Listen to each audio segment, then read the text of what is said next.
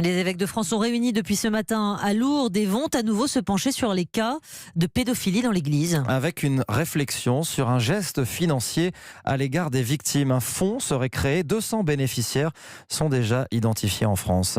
C'est notre coup de fil ce soir. Bonsoir François Deveau.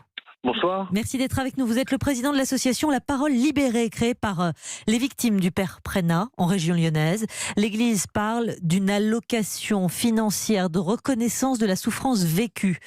Est-ce quelque chose qui répond aujourd'hui à une attente des victimes ? Je ne crois pas, et je crois que là, pour les coups, toutes les victimes sont assez parlent d'une seule voix.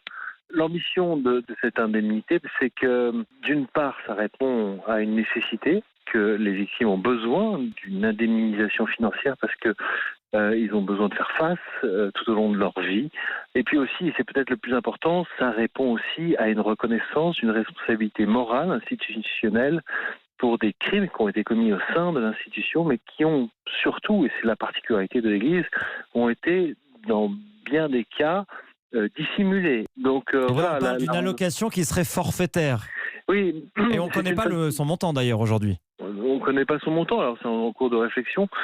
Si l'Église aujourd'hui prend la décision de mettre en place une allocation, alors que la commission Sauvé n'a même pas commencé à travailler, elle a simplement commencé à recevoir des témoignages, ça fait que 5 mois qu'elle a commencé ses travaux, et soudainement l'Église s'empresse à vouloir répondre en indemnisant financièrement les victimes, c'est prendre un peu les choses à l'envers quand même. On pourrait peut-être commencer par entendre ces experts-là, parce que ce sont 25 experts qui sont éminemment compétents pour faire la vérité sur un fléau qui a été dissimulé assez soigneusement par l'Église.